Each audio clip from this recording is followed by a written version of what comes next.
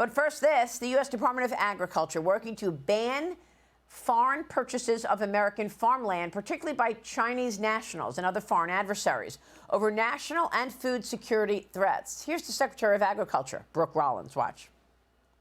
The farm's produce is not just a commodity, it is a way of life that underpins America itself.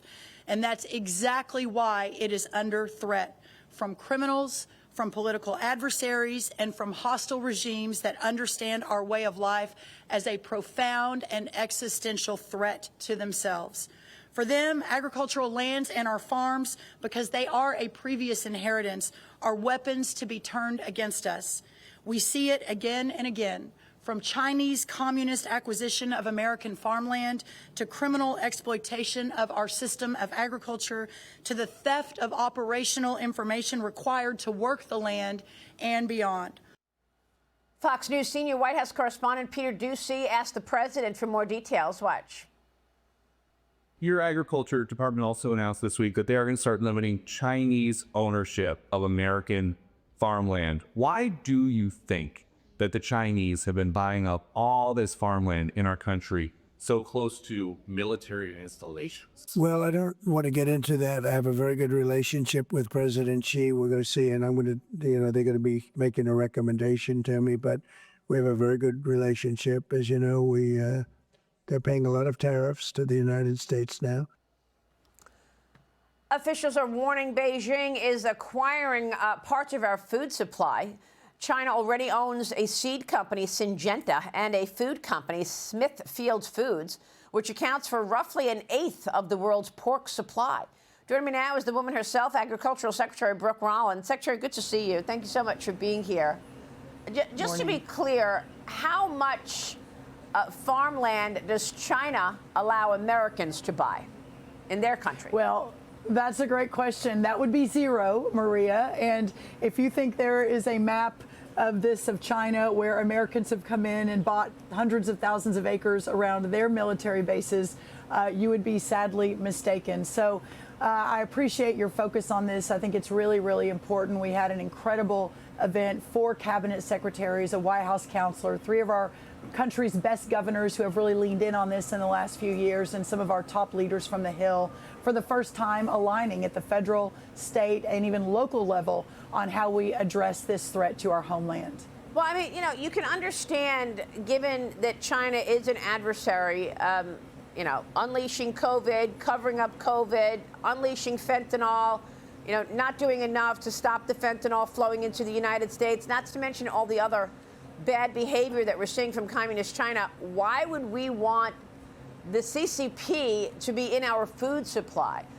How serious should we be taking the threat to our food supply?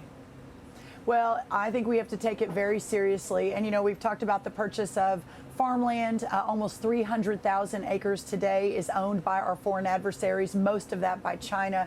In 1980, it was only about 2,500 acres. We talked about Smithfield and Syngenta and some other of our major American agriculture companies that are now owned by China. But we also haven't talked about agroterrorism the last few weeks. Our Attorney General, Pam Bondi, has been really focusing a lot on that as well. You can disrupt our food supply with one tiny little bad seed that gets snuck in. The cartels and some of these foreign adversaries are in our government programs, using that to fund a lot of what they're doing. So we released a 7-point plan this week, again, alongside many leaders in President Trump's government and across the country, to, for the first time, align to ensure that we understand the threat, that we're pushing back on it, and that we're protecting Americans and putting America first. Yeah, I want to ask you about that 7-point plan and really zero in on what the U.S. can do on a federal level, because I know that certain states have done their part. You look at a place like Arkansas, where the governor there, Sarah Sanders, said, no, you will not be allowed to own farmland here. And one of our viewers brought up the issue of the estate transfer tax for independent family farms, saying that if families don't have to sell their farm because they have to pay an enormous tax when they hand it down to generations, that could incentivize family farming generationally. What do you say about the tools that you've got access to on a federal level in terms of ensuring that an adversary is not controlling our food supply?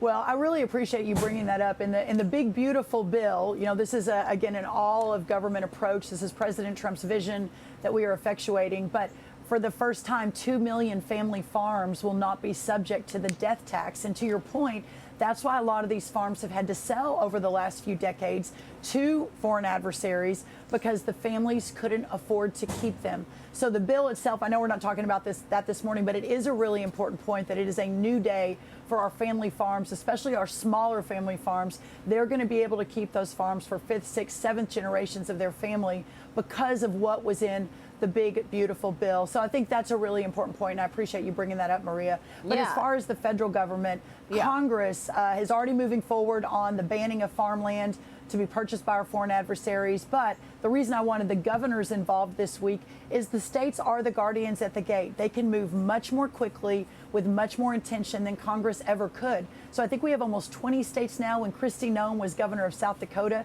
she, along with Sarah Sanders and some of our other great governors, they were leaning in on this and leading on this for the last several years, and actually banned the sale of that farmland in their states. But now it's time for the federal government to step up, step alongside. Under the Biden administration, not surprisingly, there was no effort on this. I was just added as of this week to the CFIUS committee, which for your viewers probably don't know what that is, but the Secretary of the Treasury, Scott Bessent, has a committee made up of cabinet members who have to approve the sale of a lot of this, either our big American companies or our American farmland. The Ag Secretary has never been a part of that until just this week. So there are a lot of things we can do, looking at an executive order as well. That's very good. Congratulations on that. Now, we know that there are some people who are working on these farms, family farms, you know, industrial farms, whatever it is, who came into this country illegally, or as President Trump said to me the other day, incorrectly.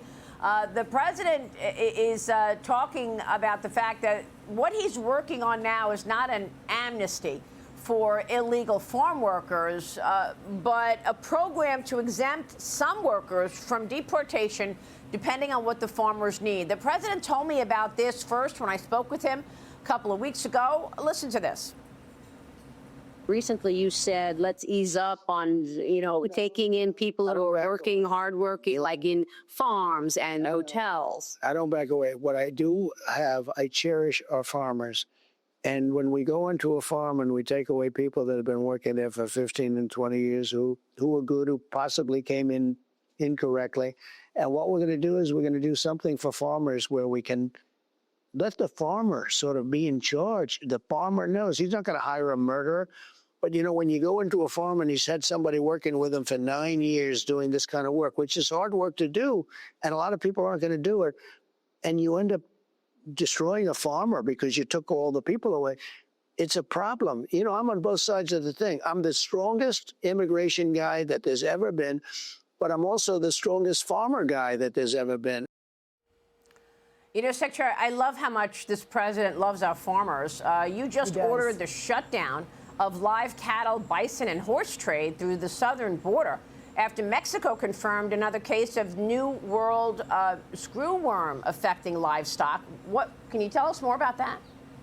Well, yes, and you're right. You can just hear it in his voice. And I was with him in the first term as domestic policy chief, and you know, he had the same conversations then over the last 8 or 10 years. How do we protect our farmers? But last night, about 10 o'clock, we shut down the ports. No more imports from Mexico with live animals due to the New World screwworm, another threat to our homeland.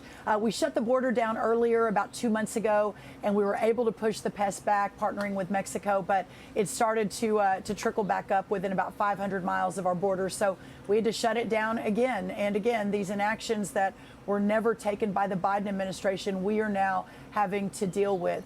But listen, this president has been resolute on no amnesty, mass deportations, but there are programs currently within the government under Lori Chavez DeRimmer, our secretary, our great Secretary of Labor, the H-2A visa program. I know they are working on that to work to effectuate the president's vision. But at the end of the day, moving toward an American workforce based on automation, a lot of able-bodied adults in this country who are not working, we will get there. But this president, his heart is with the farmers. It always has been. And we will work nonstop until we find the right solution, but does not include amnesty and certainly moving toward the American workforce that he envisions. Secretary, it's good to see you this morning. Thank you.